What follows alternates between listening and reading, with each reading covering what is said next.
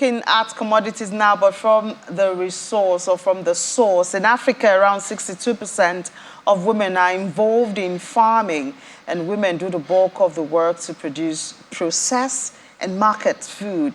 They're on the front line of agriculture. Now, in Nigeria, according to the National Bureau of Statistics, Nigerian women make up about 70% of the country's agricultural workforce and also contribute to 70% of the country's food production. Yet, women still face a whole lot of hurdle, even than the men, or maybe let me not say, I guess.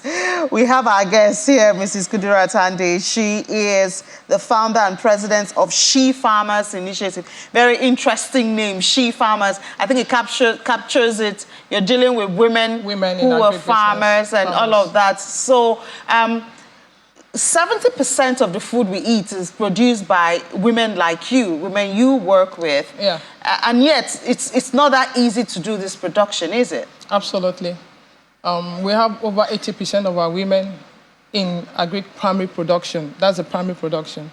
And what do you mean by primary production? That's the women farmers, the frontline farmers. So those are the people that put the seeds on the ground, allow the seed to germinate and harvest.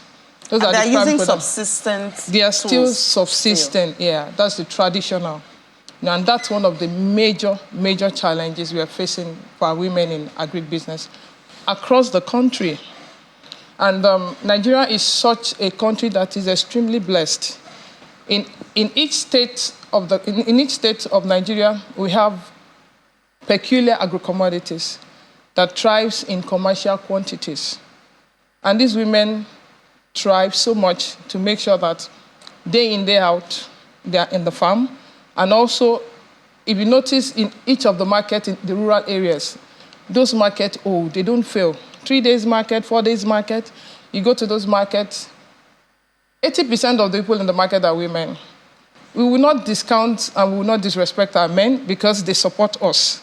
You see the men, they are there in the market probably to provide transport, to provide logistics, and packaging and loading. But our women are faced with a lot of challenges because of this subsistent nature of the business. But it can't continue anymore because of the imminent danger of hunger and the exponential increase in population across the country. We can't continue this subsistence plan anymore. So I am praying that the government will look at the women very well and try to transform them from the informal to formal sector. The first aspect is having access to a commercial land area so that they can practice mechanized agriculture. The women, most times women work in clusters. If you travel across the country, go to Delta, you go to Oyo State, all this, even Kaduna, everywhere, the women work together, cultivating that peculiar commodity that thrives in that location. So if the government of the state can actually allocate a large expanse of land for them and transform them from the subsistence of, I have 1 acre here, I have 2 acres, I have 3 plots here, it is killing them. Sorry, is the challenge first, is it access to the land or is it access to the equipment? Number one is access to commercial agricultural land. If they have access to land, the next thing is access to... Do you want this land to be given to you for free? Is it the documentation that's the problem? Is it collateral? It's not about documentation because most farmlands are available and accessible. We're just appealing for the community. For instance, we have sheep farmers that exist in all the states in Nigeria. We had our inauguration in Ekiti State, and the KBAC in Ekiti, he actually gave us access to land to come and do rice farming there. I mean, so that the community can take ownership. The women in the community can take ownership of the farmland. So it's not a problem of the land. It's requesting for it. It's being strategic about it. So have you requested and denied? Well, we are in that phase now to transform. So you haven't requested, so you can't really say we are actually talking to government. We are talking to community. We are talking to government agencies. As a matter of fact, Oyo State government has a very strategic plan. They're going back to maybe the old Western region plan, where Oyo State has some strategic agric ops in the state. We've approached them, and we're actually at the stage of we are communicating with them to access a large expanse of land in their Erua scheme.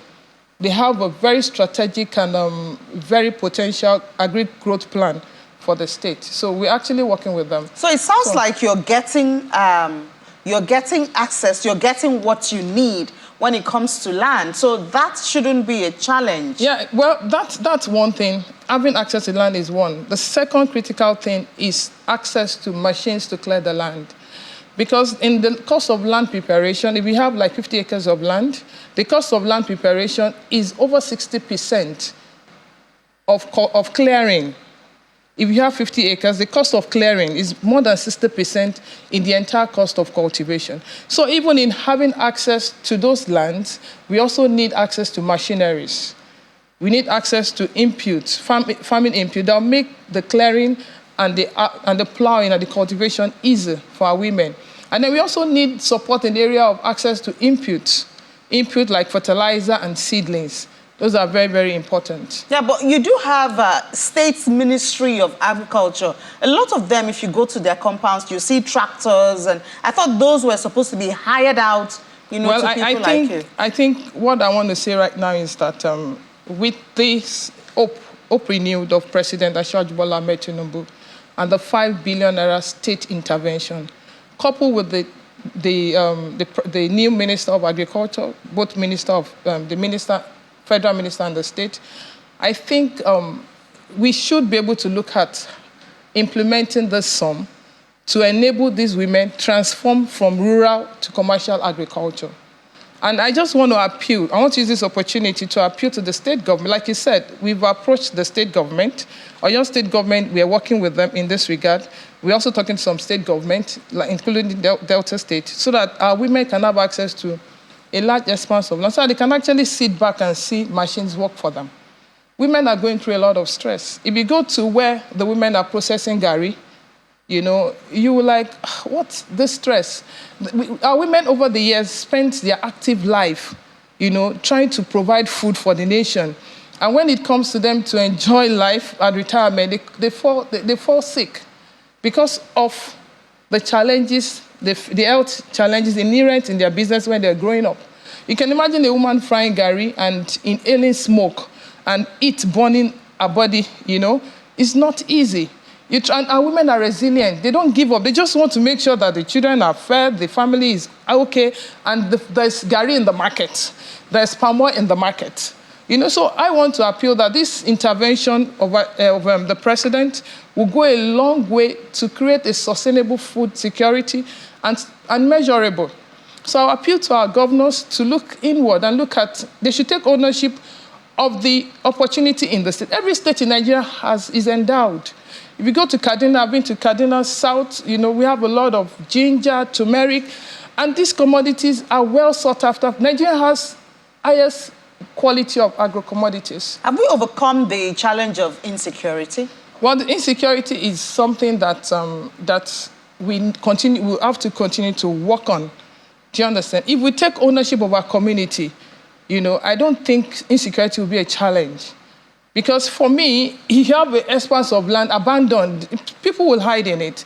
But if you have a land cleared and occupied and agribusiness is thriving in it, I don't think we'll have more of the insecurity will be curtailed to a certain extent.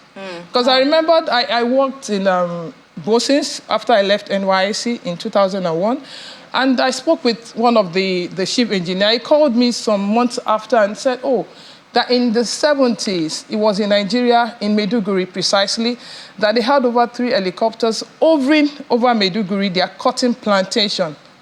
So why won't you go back to that period when all our lands are engaged in agro-commodities? And then we have factories working in Kaduna, we have different mills, producing cotton, into adding value to those commodities. So I think if our governors look inward, work with commodities bodies, we have a lot of other advocacy groups for women in agribusiness in Nigeria.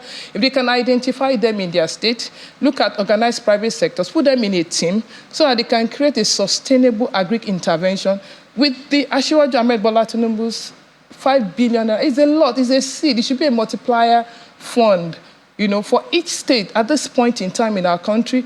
Then with the rollout from the Minister of Agriculture, they are ready to hit the ground running. So I think with that intervention and money coming in, I think we should have progressive and sustainable improvement in our food security. All right, thank you so much. An interesting perspective there that if the lands are busy, then then the criminals will not be able to occupy. Where will they hide? Very interesting.